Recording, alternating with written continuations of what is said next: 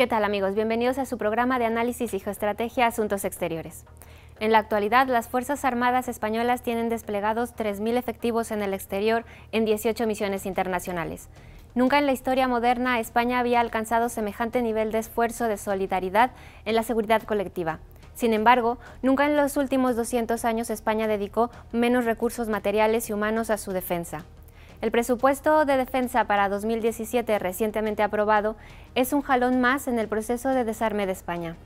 Esta semana en Asuntos Exteriores queremos analizar si en estas circunstancias es posible cumplir con las misiones constitucionales de las Fuerzas Armadas. Pero antes, demos un repaso a las noticias más destacadas de la semana. Trump y Merkel se han reunido en vísperas de la cumbre del G20 para limar diferencias. Los dos líderes se encontraron en un céntrico hotel de Hamburgo y se dieron la mano, al contrario de lo que ocurrió en la última entrevista en Washington. La canciller y el presidente estadounidense discutieron sobre Corea del Norte, Oriente Próximo y el conflicto en Ucrania.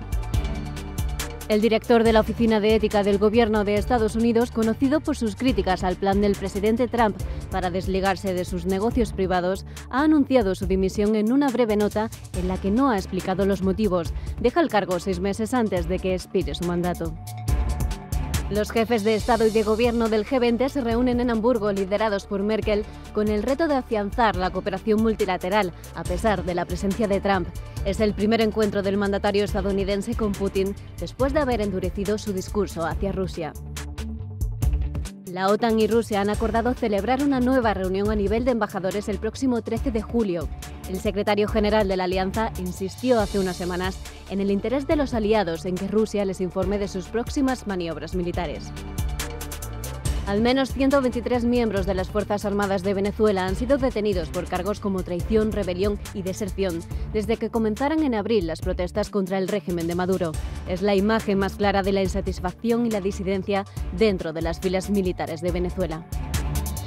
Y seguimos en Venezuela porque la Unión Europea ha instado a Maduro a garantizar la seguridad de la Asamblea Nacional tras el asalto de este miércoles a la sede parlamentaria por un grupo de chavistas. Una veintena de personas resultaron heridas. México se ha convertido en el país con el nivel más alto de ciberseguridad en Iberoamérica, según la Unión Internacional de Telecomunicaciones. Ocupa el tercer puesto en América tras Estados Unidos y Canadá. El régimen sirio de Al-Assad ha extendido hasta el sábado el alto el fuego decretado al sur del país. A pesar de este supuesto gesto, los combates en las zonas aludidas han continuado, tanto en tierra como desde el aire.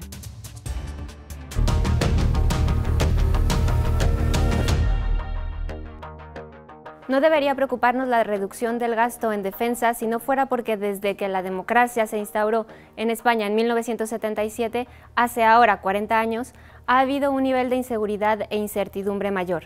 Las Fuerzas Armadas españolas, según el artículo 8º de la Constitución, tienen unas misiones muy amplias y complejas: garantizar la soberanía, la independencia y la integridad territorial. A su vez, deben colaborar en la seguridad global y en la lucha contra el terrorismo. Analicemos, pues, ¿cuáles son las misiones de las Fuerzas Armadas y si se está preparado para cumplirlas? Por mandato constitucional, nuestras Fuerzas Armadas tienen la obligación de defender la soberanía y la independencia de España, así como su integridad territorial y el orden constitucional. Pero a estas obligaciones se unen otras que emanan de nuestros compromisos con alianzas internacionales como la Atlántica, con las Naciones Unidas y con la Unión Europea frente a enemigos cada vez más fuertes y peligrosos. Hoy en día, España dedica a su defensa un 0,8% del PIB. Esto es menos que, por ejemplo, Costa Rica, el único país del mundo que no tiene ejércitos. Pero a pesar de esta insignificancia presupuestaria, España participa en 18 misiones internacionales con unos 3.000 efectivos frente a una amenaza cualificada. Ante esta realidad podemos preguntarnos, ¿cuentan nuestras Fuerzas Armadas con los medios y recursos necesarios para cumplir sus misiones? ¿Está España indefensa ante la cada vez mayor amenaza internacional que nos afecta? ¿Podemos reducir todas las amenazas a nuestra seguridad al terrorismo? Resolver esta paradoja constituye sin duda un reto que queremos abordar en el programa de hoy.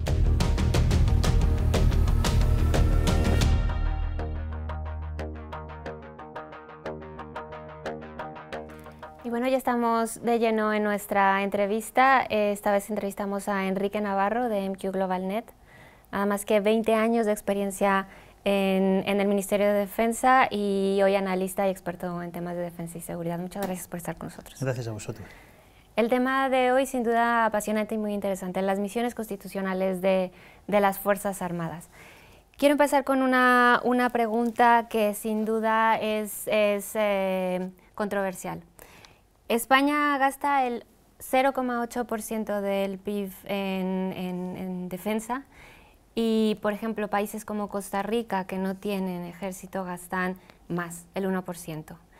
Tomando en cuenta que tenemos hoy en día un compromiso del 2% con la OTAN y que los últimos presupuestos, al contrario de aumentar este gasto, disminuyeron, ¿cuáles son realmente los objetivos de gasto en España? Bueno, es una pregunta complicada de responder porque tiene muchas aristas, ¿no? Lo primero que es cierto es cómo definir si un gasto en defensa es mucho o es poco, básicamente comparándose con otros países y básicamente con los países que son como el tuyo y que tienen las mismas ambiciones o que tienen, digamos, los mismos objetivos o las mismas amenazas, ¿no? Y lo cierto es que España es el país de la Unión Europea, excluyendo Luxemburgo, por razones obvias, que menos gasta en su defensa, y el problema no es hoy, es que en los últimos 60 años ha sido así. O sea, desde la finalización de la Segunda Guerra Mundial, España ha sido el país de Europa que menos ha dedicado a su defensa. Y el segundo problema es que este gasto solamente ha tenido una dirección en los últimos 40 años, desde que se crea el Ministerio de Defensa, que es reducirse. Entonces estamos ante un continuo descenso del gasto en defensa, muy lejos de la media de los países europeos, que están entre el 1,2 y el 1,3, lo cual supone en términos cuantitativos que a España le faltan unos 6.000, 7.000 millones de euros en su presupuesto de defensa, y absolutamente a años luz del 2% que se fijó en la última cumbre de la OTAN como objetivo para alcanzar los países a mediados de la próxima década. Entonces, ¿podemos decir que los medios de nuestras Fuerzas Armadas están hoy en pro o son capaces, digamos, de cumplir con las misiones que tienen ahora mismo, constitucionales, me refiero? Para eso hay que pensar antes dos cosas. En primer lugar es cuáles son esas misiones y en segundo lugar de dónde venimos. Porque uno cuando viene de un proceso donde ha habido un gasto importante en los últimos años en inversiones, sobre todo en los últimos 20 años, hoy estamos viviendo de esa herencia. Pero no debe preocuparnos dónde estamos hoy. Lo que debe preocuparnos es dónde vamos a estar dentro de 15 años. Si analizamos las cifras del presupuesto de defensa, por ejemplo, nos daremos cuenta que el presupuesto de defensa a día de hoy es exactamente el mismo que había hace 40 años cuando se crea el Ministerio de Defensa, con unos equipos mucho más antiguos, con entonces unos equipos mucho más modernos y costosos ahora. Si hablamos en términos de inversiones, la inversión real este año del Ministerio de Defensa no llega a 150 millones en modernización. Es la cifra más baja en toda la serie histórica. Luego, si esta tendencia continúa de reducción del gasto y de esto, lo que vamos a tener dentro de 15 años es muy diferente de lo que tenemos hoy, que todavía estamos viviendo de esa herencia. Pero tener muchos medios, como hoy se tienen, y modernos, implica también muchos costes.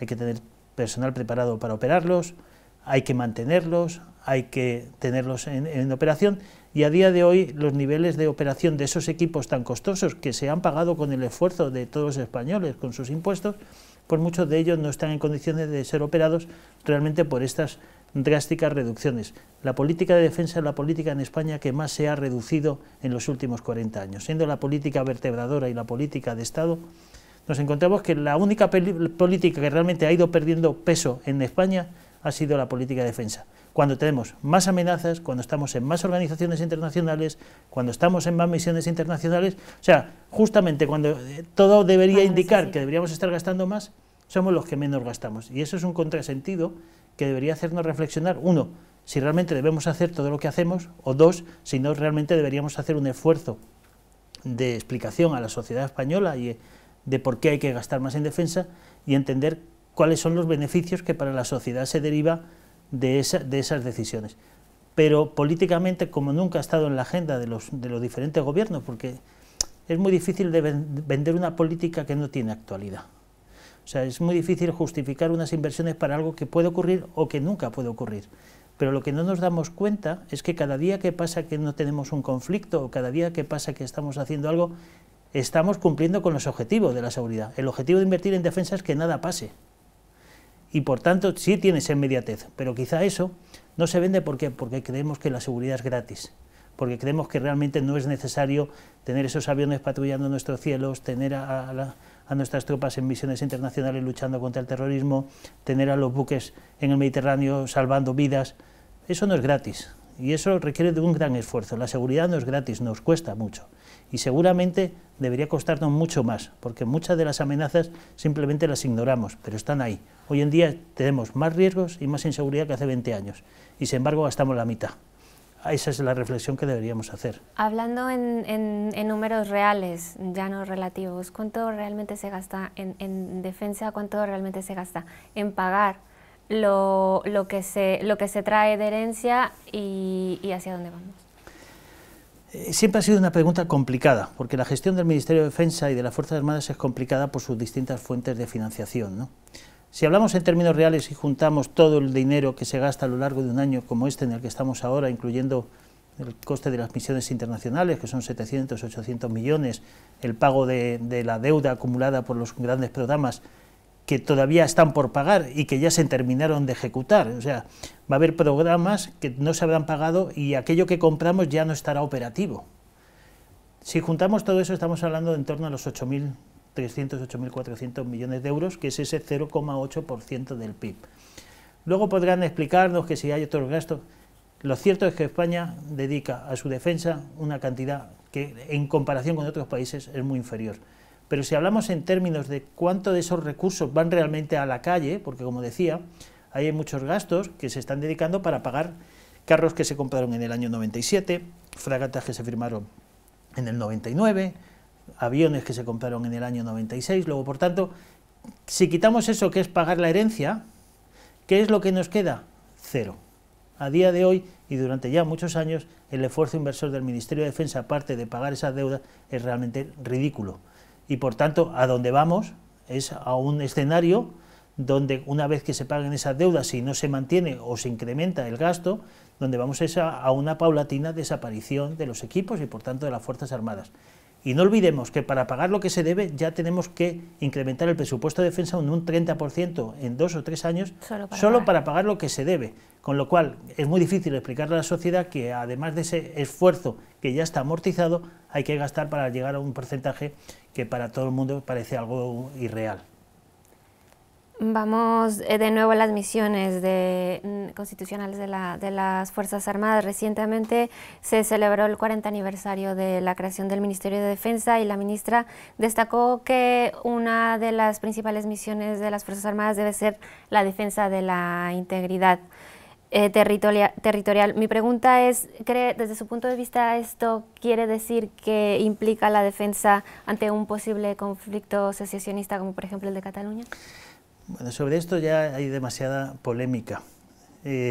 Lo primero porque lo que se quiere hacer ver bajo esa discusión o ese tema es como que las Fuerzas Armadas tienen unas misiones propias e independientes de las misiones del Estado y que por tanto pues las Fuerzas Armadas ante un conflicto de este tipo tienen una obligación constitucional por sí mismas de actuar. Si eso fuera así ya deberían haber invadido Gibraltar, que lleva 300 años ocupada por una potencia extranjera, o sea que si tuvieran una misión que cumplir al margen de la legalidad, pues ya podrían haberlo hecho en los últimos años. Lo que sí es cierto, y yo creo que hay que entender dos cosas. Primero, las Fuerzas Armadas están preparadas para lo que están. Segundo, el problema secesionista, a día de hoy en Cataluña, si es que todo esto, pues, a día de hoy es un problema de orden público.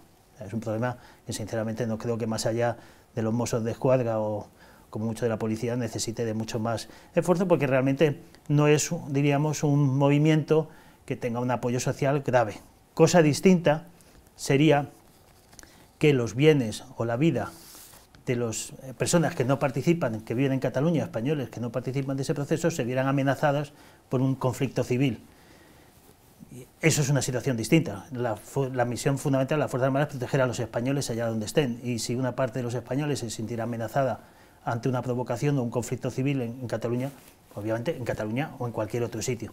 Pero creo que, primero, creo que el sentido común siempre debe imperar, aunque es el menos común de los sentidos, y en segundo lugar, que si se trata de resolver, las cosas hay que resolverlas con una visión histórica, y no buscar puntos de no retorno, que rompería muchos puentes. Ahora bien, dependiendo del escenario, pues las circunstancias serían muy distintas, pero nada más inherente a las propias Fuerzas Armadas que garantizar la integridad territorial del país, su independencia, su soberanía o su ordenamiento constitucional, porque esto al final está en la esencia de su propia existencia, y para eso existen. O sea, ¿para qué existen las Fuerzas Armadas? Para que el Estado pueda existir y cumplir sus funciones. Esto sin duda pues corresponde a una amenaza interna, ¿no? Pero también hablamos hoy en día de un hecho real, que es la amenaza del terrorismo, y también incluso en los últimos meses de ciberataques. ¿Cuáles deben ser el papel de las Fuerzas Armadas ante estas nuevas amenazas? Bueno, ahí hay una cosa interesante, que es quién es el responsable de la seguridad. Y a veces creemos que el concepto de seguridad y el concepto de defensa son conceptos muy aislados. Hoy en día todo forma parte de lo mismo. Es muy difícil pensar en misiones que solamente puedan corresponder a la policía, a la Guardia Civil, al Ejército. Hoy en día es una amenaza muy compleja y por tanto tiene sentido que en determinadas circunstancias pues el Ejército pudiera intervenir, como está ocurriendo en muchas ciudades europeas, simplemente para transmitir una sensación de seguridad, porque lo que buscan los terroristas, y sobre todo los terroristas yihadistas en Europa, es expandir el terror, que la gente tenga miedo. Y eso hay que contrarrestarlo con medidas de presencia, con medidas donde realmente la sociedad sienta que sus gobiernos están preocupados por esa situación. Ahora, terrorismo, ¿cómo se resuelve? No es poniendo soldados en las calles, se resuelve con inteligencia, con cooperación y con coordinación. Y a veces lo que tenemos la impresión es de que se sacan tropas a la calle para ocultar las vergüenzas de los defectos que se están produciendo en la lucha antiterrorista por la falta de cooperación, por la falta de coordinación. Creo que en eso España tiene una enorme ventaja, sobre todo con la existencia de la Guardia Civil, que realmente suple unas características necesarias hoy en día a la seguridad y que es un modelo que obviamente tendría un gran sentido en otros países. Pero tenemos nuevas amenazas y tenemos que definir quiénes son responsables de protegernos frente a esas nuevas amenazas. Decías los ciberataques. Hoy en día se puede causar más daño a un país con un virus que con una división de carros de combate. Y parece que al final la responsabilidad contra ese instrumento de guerra, que es un ciberataque, no corresponde al Ministerio de Defensa, y corresponde a otros organismos, a la defensa, siendo el mando de ciberdefensa, el Ministerio de Defensa, responsable de proteger sus propios sistemas del Ministerio de Defensa, lo cual es una obviedad, ¿no? Pero realmente, hasta que no entendamos que el tiempo y las circunstancias cambian y que hay nuevas amenazas y que ante esas nuevas amenazas quienes mejor están preparados para resolverlas por formación, por estructura, por vocación, son las Fuerzas Armadas, pues vamos a estar perdiendo unos activos. Y por tanto, las Fuerzas Armadas tienen que estar en un continuo proceso de adaptación. Nada más normal en las Fuerzas Armadas que la adaptación al cambio. Y el cambio estos días es vertiginoso. Pero tenemos que saber muy bien cómo tenemos que organizar esas Fuerzas Armadas, capacitarlas y tenerlas para que cumplan con esos nuevos retos, que son seguramente muy diferentes de los que pensábamos hace 50 años cuando construíamos castillos en la frontera para evitar que nos invadieran desde el sur o desde el norte. El mundo ha cambiado enormemente y creo que también hay todavía un gran cambio por realizar en la estructura de seguridad de los países para adaptarse a un entorno muy diferente. Ahora, sin duda alguna, esta amenaza efectivamente no nada más es para España, ¿no? Eso es a todo el mundo y en particular en la Unión Europea a la que pertenecemos. ¿Cree usted que en algún momento se llegará a unas Fuerzas Armadas europeas y en conjunto con las Fuerzas Armadas españolas? Europa es una crisis permanente. Realmente durante siglos las Fuerzas Armadas europeas se crearon para pelear contra otros países europeos, porque las guerras se hacían contra los vecinos normalmente. A día de hoy subsisten muchos intereses nacionales y cada vez parece que en ese proceso de construcción estamos en un proceso de deconstrucción europea, donde se vuelve a lo nacional, donde se vuelve a que las fronteras son buenas, el Brexit. Parece que Europa se debilita porque no hemos sabido estar fuertes y unidos, y mientras eso no ocurra es muy difícil pensar que haya una defensa colectiva. Para que haya unas Fuerzas Armadas comunes tiene que haber una política de defensa común, y ni siquiera tenemos unas políticas nacionales de defensa claras como para pensar que todos los países europeos nos vamos a poner de acuerdo para defender a Ucrania contra Rusia, a España contra otro vecino, a Finlandia contra otro. O sea, estamos a años luz de eso. Eso no quita que haya muchas oportunidades para la colaboración, que haya muchas misiones que a día de hoy estamos viendo que son de la Unión Europea. La Unión Europea tiene mucho por hacer en términos de gasto en defensa. Vemos que hay muchas carencias en temas de equipamiento y que la Unión Europea con sus presupuestos podría corregir esas deficiencias, igual que se hace con otras políticas europeas. Si hay una política de solidaridad con los países más desfavorecidos económicamente, ¿por qué no puede haber una política con aquellos países que sienten una amenaza más cercana, como España o otros países, y que por tanto deban recibir esa solidaridad europea?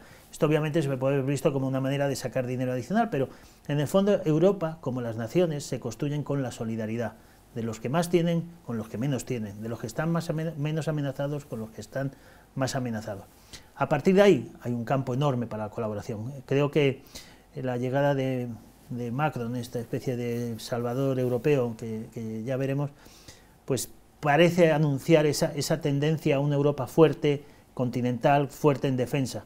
Pero también vimos ayer la presencia de Juncker en el Parlamento Europeo, ante un Parlamento absolutamente vacío, diciendo, si esta es la Europa que queremos, esta es la Europa que vamos a construir. Aquí nadie ya cree en esto, ¿no? Hay mucho camino para construir, pero los caminos empiezan andando. Y las misiones que se están desarrollando en el marco de la Unión Europea son un excelente ejemplo de cómo unidos ganamos más que separados. Y cómo unidos podemos dar una imagen de fortaleza como Europa ante el mundo y de esa manera expandir nuestro modelo social, cultural, de valores al mundo, que es para lo que realmente sirven las Fuerzas Armadas. Enrique, muchísimas gracias. Te invito a que te quedes a la tertulia, en donde ahondaremos en todos estos temas y en algunos otros. Y a ustedes los invito a que se queden en unos segundos a nuestra tertulia.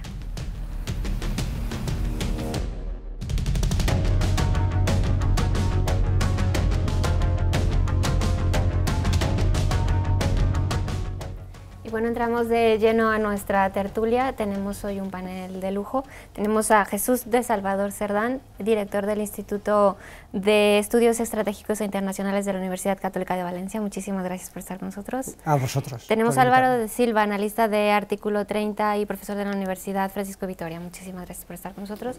Y se queda Enrique Navarro, el presidente de MQ Global Net. ¿Qué tal? Encantado.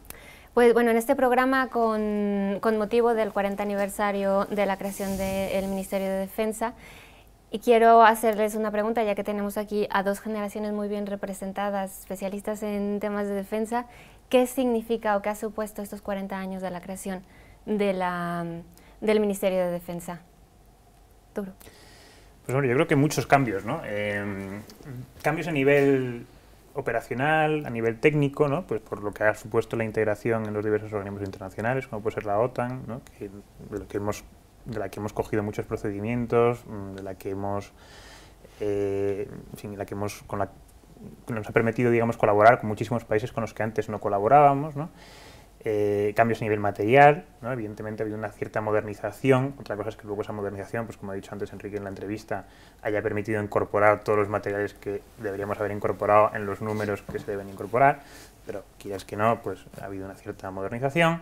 Y luego también cambios a nivel de la imbricación de las Fuerzas Armadas en la sociedad, ¿no? Hemos pasado de un modelo de Fuerzas Armadas pues por reclutamiento, ¿no? En el cual pues lo cual permitía pues que prácticamente todos los españoles tuvieran un hijo, un novio, un hermano que hacía el servicio militar, ¿no? A un modelo profesional en el cual pues el militar se ha convertido en un técnico de la defensa, ¿no?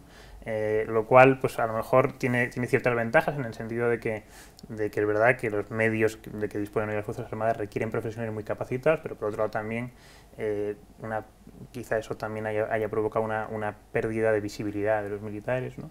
Y luego, bueno, pues la sociedad ha cambiado a nivel de valores, a nivel de principios, de ideas, y eso pues repercute también en las Fuerzas Armadas, ¿no? Evidentemente no es lo mismo un país pues en el cual lo que se lleva pues es la no violencia, a lo mejor el multiculturalismo, la tolerancia, ¿no? Como grandes, que un país que pues cuando yo nací pues todavía dentro de lo que cabe, bueno, pues consideraba que el patriotismo, en fin, que la guerra estaba justificada en según qué casos, ¿no? Hoy me parece que las encuestas dicen que si los españoles tuvieran que defender a España, creo que había un porcentaje muy bajo que estaría dispuesto a hacerlo de entrada, ¿no? Entonces, bueno, eso ha cambiado mucho y eso pues se ve, ¿no? También en la estructura y en la capacidad de reclutamiento, de atracción que tienen las Fuerzas Armadas. Sí. Jesús. Yo creo que estos 40 años del Ministerio de Defensa es una evolución histórica de todo el país, de la administración en general, del Estado. Venimos de un régimen autocrático, con una estructura del Estado distinta, y en el 77 se crea un Ministerio de Defensa y al año siguiente llega la Constitución del 78 con una conformación del Estado de las autonomías, ¿no? Entonces, toda la administración se va adaptando a esa nueva realidad social, política y administrativa. El Ministerio de Defensa lo que hace es aunar los distintos ministerios que había antes de tierra, mar y aire, ¿no?, bajo una misma estructura administrativa. Esa estructura administrativa, además, va desarrollando esas distintas capacidades operativas de las Fuerzas Armadas, con la proyección internacional, como ha comentado Álvaro muy bien, con las relaciones en las organizaciones internacionales, la Alianza Atlántica, nuestra integración, también dentro del entorno de seguridad y defensa de la Unión Europea, pero también la propia estructura del Ministerio de Defensa a nivel periférico, aparecen las delegaciones de defensa, adaptándose a la estructura del Estado de las autonomías, las autoridades de defensa adaptándose a esas embajadas y esa estructura exterior del Estado. Es dentro de lo que es la Administración General del Estado, pues la adaptación de las estructuras de la defensa a la normalidad, a mayor participación. Enrique. Bueno, para los que somos de una generación más joven que la de Álvaro, hombre, del 85, ¿no? La verdad que España ha cambiado en estos 40 años más que en toda su historia. ¿Y por qué ha sido un cambio importante? Porque ha cambiado toda la sociedad. No ha sido un cambio de unos privilegiados o un cambio de sociedad, sino ha cambiado el país, como nunca antes lo había hecho.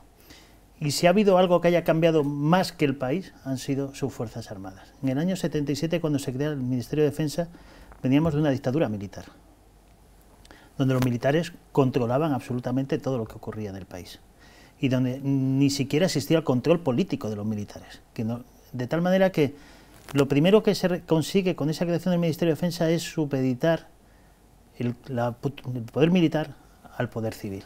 Y eso solamente había ocurrido una vez en la historia de España, que fue en los años de la Segunda República.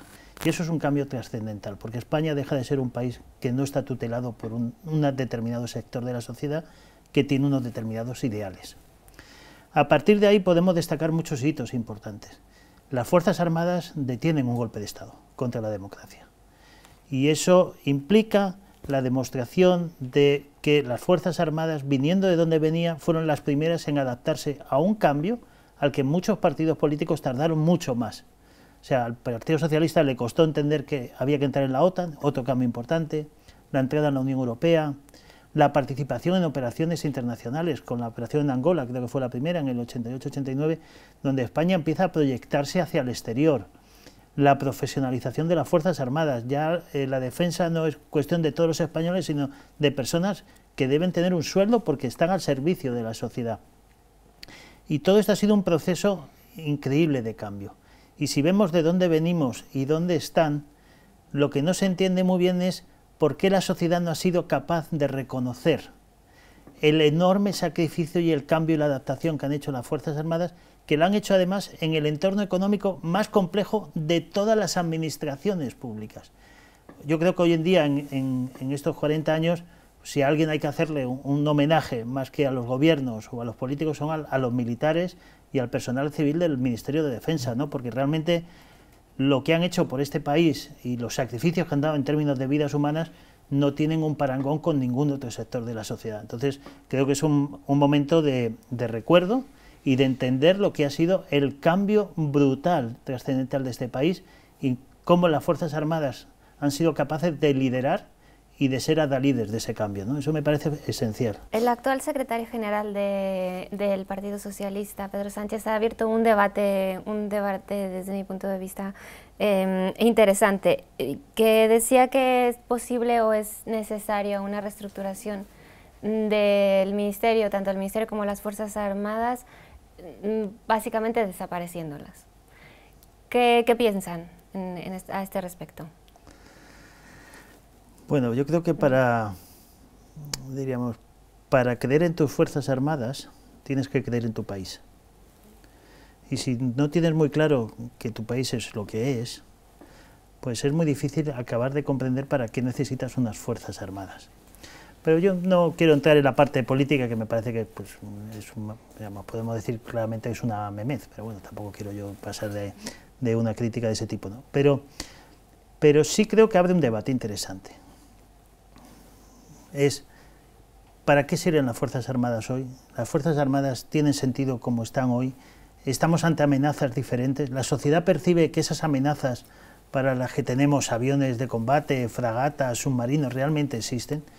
Y ahí sí que yo creo que hay que estar abierto a un debate de saber si el modelo de Fuerzas Armadas que tenemos hoy es el que realmente necesitamos o sirve, o tenemos que ir a un modelo distinto, o si realmente el problema no es del modelo que tenemos, sino de si sabemos explicar o no el modelo que tenemos y la sociedad entiende para qué sirven las Fuerzas Armadas y por qué tienen que tener ese nivel de gasto y ese nivel de equipamiento. Pero en cualquier caso, más allá de la parte política que busca, pues obviamente es un oportunismo, pues aprovecharse de algo que no es popular para beneficio propio, lo cual, viniendo de la política, pues es absolutamente razonable, aunque pongas en cuestión valores constitucionales, pero creo que es un debate interesante. No me gusta, me parece un tema que hay que abordar, ¿no? Claro. Sí, yo creo que es muy positivo porque el debate es esencia de la democracia, o sea, si no hay alternativas no hay democracia, ¿no? Y es muy interesante, también lo apuntaba Enrique, la cuestión de para qué queremos el Ministerio de Defensa, para qué queremos las Fuerzas Armadas, la sensación o no de amenaza de la sociedad. Antes comentábamos la falta de visualización por parte de la ciudadanía de esas Fuerzas Armadas y ese gasto de defensa. Claro, el bien público de la defensa no es un bien que se visualiza, porque no es de consumo inmediato, es de consumo, ojalá nunca, pero en todo caso inmediato. Y gracias en los últimos años, con la Unidad Militar de Emergencias, se ha visualizado mucho ese consumo del bien público de la defensa, con lo cual todo el mundo está, eso ha favorecido la perspectiva positiva de la defensa y sobre todo las misiones internacionales también dentro de esa internacionalización de nuestra tradicional neutralidad de más de 2 siglos, que estábamos encerrados y siendo neutrales, y al incorporarnos a las organizaciones internacionales, a la seguridad colectiva y cooperativa, pues nos hemos abierto, y eso ha supuesto además para nuestras Fuerzas Armadas un proceso de modernización, de adaptación a nuevos funcionamientos, nuevos protocolos, y estar hoy en día con cuarteles generales de la OTAN, por ejemplo, en la punta de lanza de lo que es las estructuras de defensa internacionales. Yo creo que es un debate muy oportuno porque hay que buscar llegar a la sociedad, que visualicen la necesidad de la defensa como bien público que se necesita como Estado, es la base, o sea, la estructura del Estado, la razón de ser es dar seguridad a los ciudadanos. Sin seguridad no hay nada, no hay libertad, no hay progreso, y es algo fundamental el contar con esa seguridad. Yo creo que la idea de Pedro Sánchez, en fin, se comenta por sí sola, ¿no? El gobierno, o sea, el Partido Socialista gobernó España durante muchísimos años y en ningún momento ha decidido cerrar el Ministerio de Defensa ni acabar con los ejércitos. Y más, yo creo que era Felipe González, ¿no?, el que decía que, por ejemplo, mientras él estuviera en el poder siempre seguiría habiendo un servicio militar en España, ¿no? O sea, decir que ha habido gobernantes, dirigentes del Partido Socialista que han tenido una idea como muy tradicional de las Fuerzas Armadas, ¿no?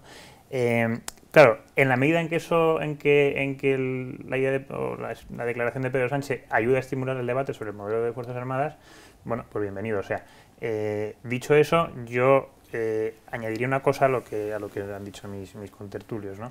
Es verdad que tenemos que tener en cuenta cuáles son las circunstancias actuales y tratar de adaptar el modelo de Fuerzas Armadas a las circunstancias actuales y a las amenazas actuales. Pero yo soy de los que piensan, y llámenme romántico o clásico, lo que se quiera, que las Fuerzas Armadas no solamente tienen que estar preparadas para luchar contra las amenazas actuales, sino contra lo peor que pudiera venir, ¿no? Entonces, claro, efectivamente, si tenemos a día de hoy unas Fuerzas Armadas muy centradas en la lucha contra el terrorismo, pues evidentemente vamos a privilegiar pues ciberdefensa, pues operaciones especiales, drones, bien. Y a lo mejor un carro de combate de 60 y tantas toneladas como el Leopard 2 pues nos parece una cosa que no viene a cuento. Pero bueno, es que también tiene que haber un carro en algún lado y tiene que haber una brigada pues con una cierta pegada en algún lado, porque un día nos podemos ver envueltos en una operación convencional, a lo mejor no solos, en compañía de otros aliados, pero hace falta tener algo con lo que colaborar en ese tipo de operaciones, ¿no? Y yo eso es lo que creo que a veces se pierde un poco de perspectiva, se pierde un poco de vista cuando se entra en este debate de la adaptación a las nuevas amenazas, ¿no? Sí, pero lo que es cierto que el problema de la defensa, y era un poco lo que tú señalas, y es el problema de la política, no de la defensa, es que es muy difícil invertir y hacer política de algo que no produce resultados inmediatos. Cuando tú construyes una carretera hay una cinta que se corta, cuando tú gastas en salud hay un enfermo que se cura, o cuando tú gastas en educación hay un niño que se forma. Y cuando tú gastas en defensa, ¿qué tienes? No tienes nada. No, tienes nada. Nada es el resultado de tener una política de defensa, que es que no pasa nada. Pero eso se vende muy mal. Y entonces, de ahí han venido iniciativas como la UME, que decir, la UME es un ejercicio de marketing enorme, porque si lo pensamos en términos operativos sería mucho más barato y mucho más eficaz tener una unidad de emergencia, no necesariamente militar. Pero responde un poco a esa necesidad que sienten los gobiernos a la hora de justificar sus gastos, de que la gente tiene que ver un resultado inmediato. Cuando tú ves las tropas en los aeropuertos protegiendo, la gente dice, esto me sirve. Pero la gente que piensa de qué le sirve tener 40 aviones de combate en un hangar o a 10.000 soldados esperando un cuartel a que ocurra un conflicto que no ha ocurrido en los últimos 40 años. Pero cuidado, lo que tú dices es muy claro. Esta generación, la joven, quiero decir, esta generación se va a ver envuelta en un conflicto militar. O sea, vivimos en el mundo de las naciones, y las naciones, por naturaleza, desde el principio de los tiempos, se enfrentan. Hemos visto en Corea un lanzamiento nuclear. O sea, necesariamente el mundo va hacia un conflicto de mayor o menor envergadura. No sabemos ni dónde, ni cómo, ni cuándo. Pero que se va a producir es inevitable. El mundo en paz es una quimera.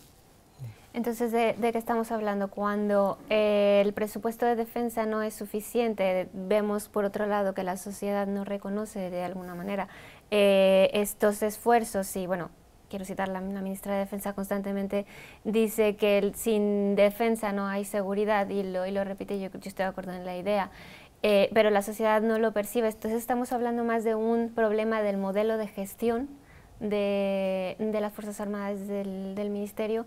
¿Esta reforma se debe de dar en ese sentido por el modelo? Enrique.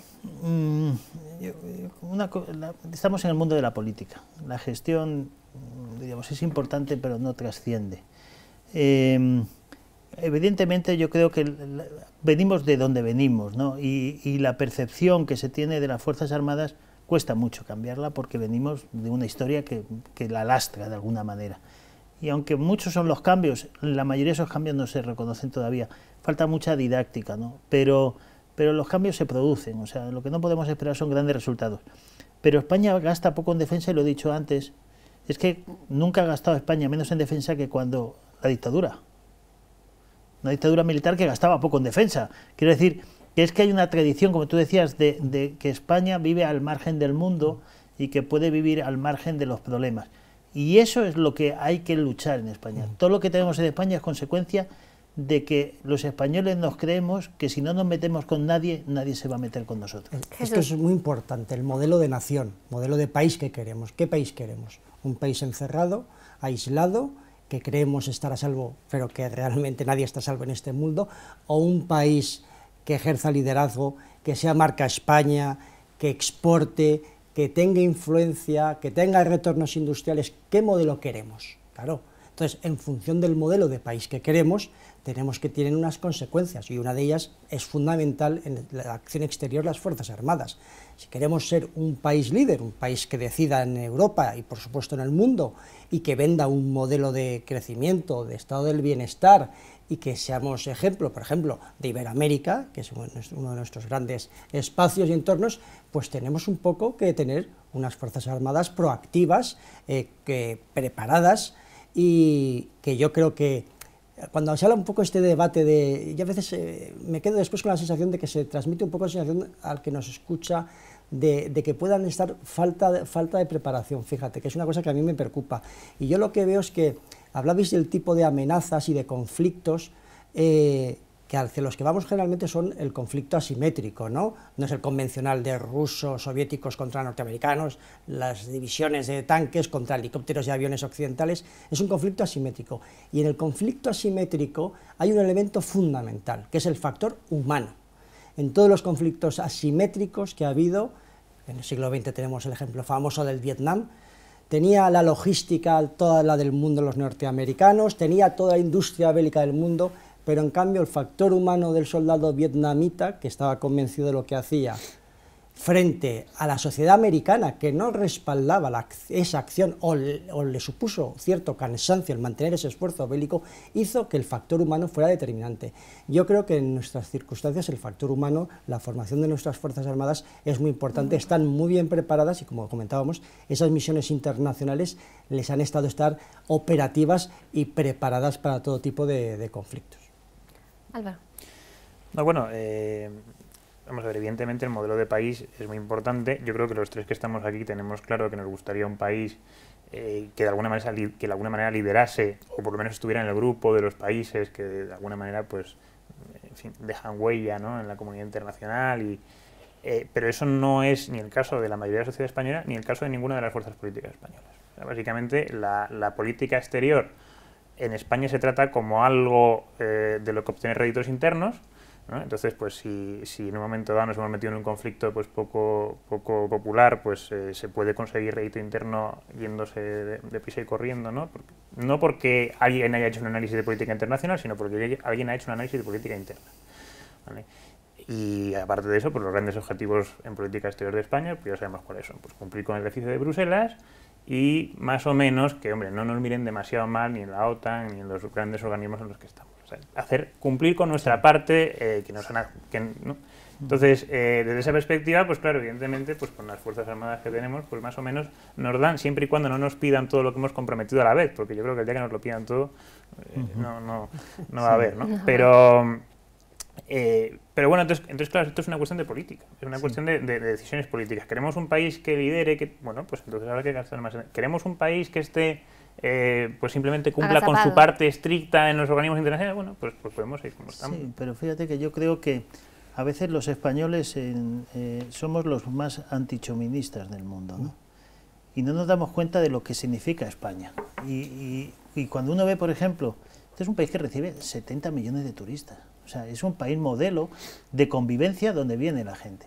Es un país con una potencia cultural enorme. O sea, nuestros autores se leen en todo el mundo, nuestros pintores se reconocen en todo el mundo. Pero si vamos incluso al tema de la defensa, decimos, ¿cuáles son los países que en los últimos 15 años más han incrementado su gasto militar? Marruecos y Argelia. Tú vas a Marruecos y Argelia y perciben a España como un país grande, con unas fuerzas armadas grandes. Y por eso ellos quieren mantener un equilibrio regional. O sea, a veces no nos damos cuenta de nuestros logros y queremos minimizarlo, pero cuando tú vas fuera y ves la imagen de España, entonces a veces decimos, ¿y cómo nos ponemos a discutir cosas que si gastamos poco o mucho, pero si somos un gran país, ¿por qué no queremos demostrarlo en cada una de las cosas y de las decisiones que hacemos? Porque eso nos va a hacer más fuertes y eso nos va a traer más actividad y más respeto, y así se construyen los países.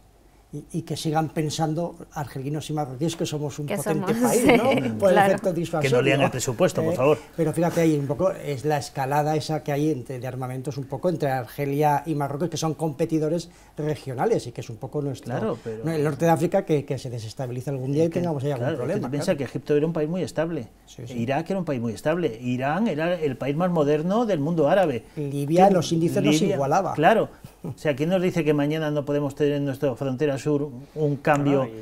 Toda nuestra energía viene por ahí. Que cambie brutalmente nuestro modo de vida, ¿no? O sea, es que eso no nos damos cuenta, pero somos un gran país. O sea, no entiendo por qué minimizarlo o intentar esconderlo, ¿no? Claro, pero fíjate tú, así que desde el tema presupuestario te interesa por darte una pincelada, ¿no? Un país que a lo mejor, pues, en fin, que no es algo más, es más grande, tiene más PIB que España, ¿no? Pero que bueno, que tampoco en principio ha tenido una política internacional tan ambiciosa como la que tradicionalmente se ha sacado a España, porque tenemos muchas vertientes donde desarrollarla, ¿no? Como puede ser Italia, ¿no? Pues gasta 3 veces más que España en defensa. Imagínate, ya hemos tocado el tema de la política, de las Fuerzas Armadas, del Ministerio.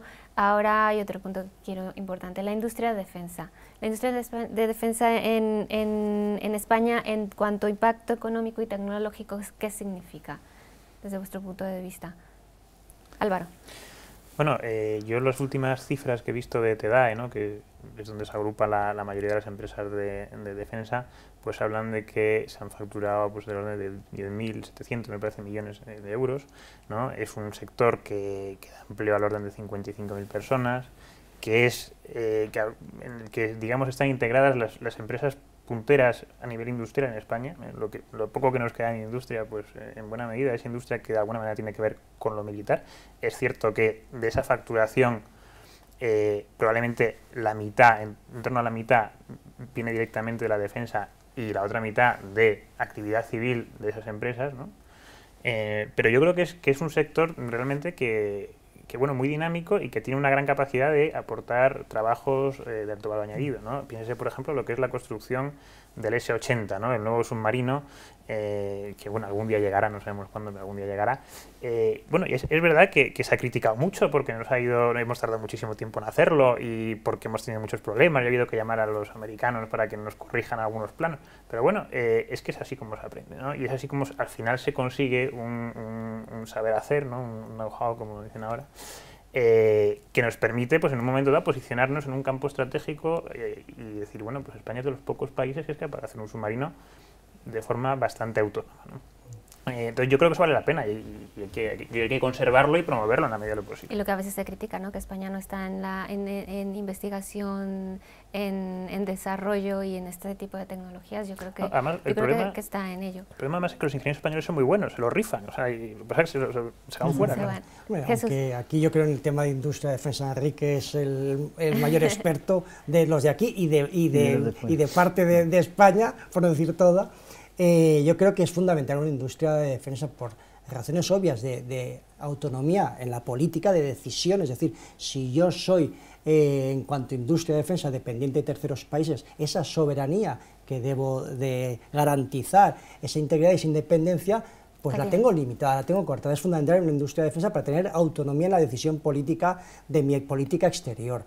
Después, además, por política de retornos, de puestos de trabajo indirectos que comentabas, después el I+D+, sí, es fundamental. Después, para las exportaciones, qué mejor escaparate, como ha pasado con la industria naval, que el tener unos equipos nacionales punteros, primera línea, por ejemplo, con las fragatas con antimisiles balísticos, pues claro, eso hace que tu industria después exporte y sea un gran escaparate. Yo creo que la industria de defensa es de las, decía un exministro socialista, de las empresas Gacela, ¿no? Las empresas Gacela, se fue Jordi Sevilla, hablaba de las empresas Gacela, de las empresas que tiran del resto de empresas. La industria de defensa es una industria Gacela, tira del resto de industrias. Fíjate, yo resaltaría un aspecto que quizás no se toca mucho, ¿no? Porque la gente dice, bueno, pues sí, gastan en defensa, es la industria militarista, hacen armas, como si la mayoría de la gente en el mundo no muere por armas, no muere por tanques, ni mueren en las calles, mueren a tiro de pistola, o sea, no hay esa relación.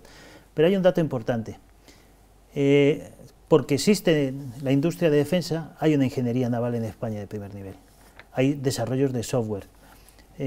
Hoy, por ejemplo, hay empresas como Indra, por hacerle publicidad gratis, por una vez sin que sirva precedente, sus sistemas de control de tráfico aéreo se venden por todo el mundo.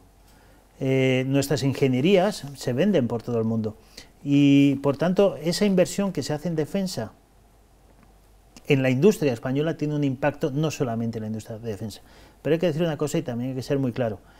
España ha cedido mucho en política industrial en favor de la Unión Europea sin sentido. Y fueron otros gobiernos los que decidieron que había que abrir el mercado y que no había que priorizar a la industria española.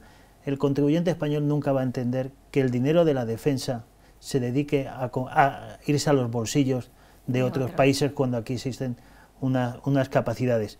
Y en ese sentido todavía hay mucho por hacer en defender y en apoyar a la industria española de defensa, más allá de las declaraciones ampulosas y lo que se quiera, pero sin duda es una industria motor, es quizá la industria tecnológica número 1 exportadora. España vende hoy aviones, vende hoy barcos de última tecnología. No hay muchos sectores de última tecnología en el mundo en los que España sea exportador. O sea, vendemos vehículos de turismo, o sea, estamos hablando que realmente el gasto en defensa tiene unas implicaciones tecnológicas e industriales para el conjunto de la nación determinantes y enormes, ¿no? El presupuesto, volviendo un poco a ese 2% de la OTAN y resumiendo un poco todo lo que estamos hablando, ¿cuáles serían entonces las las reformas que se tendrían que hacer para poder alcanzar ese presupuesto, si ese presupuesto del 2% es un techo real o es una cifra que se puso arbitraria, digamos. El 2% es una cifra que se fija en los años 80 y de hecho la ley de dotaciones del año 82, prorrogada en el 87, se pierde su vigencia cuando no se alcanza ese 2% que establecía. Pero decías una cosa antes muy interesante, decía Jesús, dice, Trump viene y dice, oiga, ustedes europeos tienen que gastar el 2% porque ustedes tienen que ser responsables de su seguridad. ¿Por qué el 2%? ¿Y por qué no el 5%? ¿Y por qué no el 1%? O sea, dígame usted qué misiones tiene que hacer, usted las cuantifica y determina cuánto necesita. 20.000 millones de presupuesto para España en su defensa parece una cifra absolutamente innecesaria. Máxime, claro, como tú decías antes, claro, si la gente percibe... Ajustes, ¿no? Los ajustes de cálculo, que claro, porque decís que el caso de Costa Rica, que no tiene ejército, pero tiene policía militar. Claro, aquí, por ejemplo, tenemos la policía militar, que es la Guardia Civil, que es un 0,3, sí, un poco más de un 0,3 del PIB. Y la mitad de los efectivos militares. Claro, la mitad. Clases pasivas militares, que según los estándares de OTAN, hay que sumarlo también a los gastos militares, con lo cual los porcentajes se pueden mover, y como muy bien decía Enrique, dice, más que el 1, el 2, el 3 o el 5, ¿qué es lo que queremos hacer? ¿Qué misiones dentro de nuestra seguridad colectiva tenemos que acometer y en función de eso gastar, no gastar por gastar? Sí. Alba. Sí, no, yo en eso estoy absolutamente de acuerdo. Lo único que, claro, es verdad que como nuestros políticos funcionan por imagen, pues la idea de gastar, que tengan que gastar un 2% para llegar a lo que les pide la OTAN, pues le puede suponer un estímulo. Pero vamos, yo estoy de acuerdo, o sea, a mí si España gasta un 2, un 3, me da igual. Si Burkina Faso gasta un 7% en su defensa, un 7% de su PIB, pues probablemente seguirá teniendo unas fuerzas armadas pues, muy pobres, ¿no? España lo que tiene que ver es qué es lo que quiere hacer, que esos objetivos, o sea, que eso realmente sean realistas, pero también sean lo suficientemente ambiciosos. O sea, yo no soy de los que dice, tenemos tanto dinero, por tanto podemos acometer tales misiones, ¿no? Yo primero digo cuáles son las misiones y luego vemos cuáles son los presupuestos, ¿no?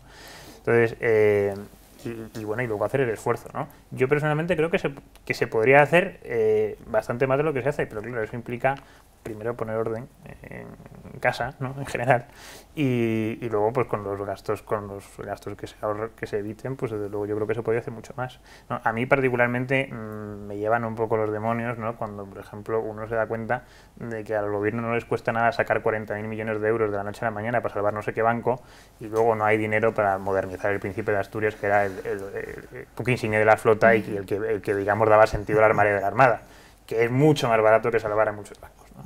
Entonces, bueno, creo que se pueden hacer muchas cosas y que es cuestión de voluntad política. Esa es la gran reforma que hay que hacer en España, poner voluntad política en hacer las cosas que hace falta hacer. Sí, yo creo que lo que pasa es que, en mi opinión, hay una sobredimensión, por ejemplo, de equipos. O sea, España tiene un equipamiento que no se corresponde con su nivel de gasto.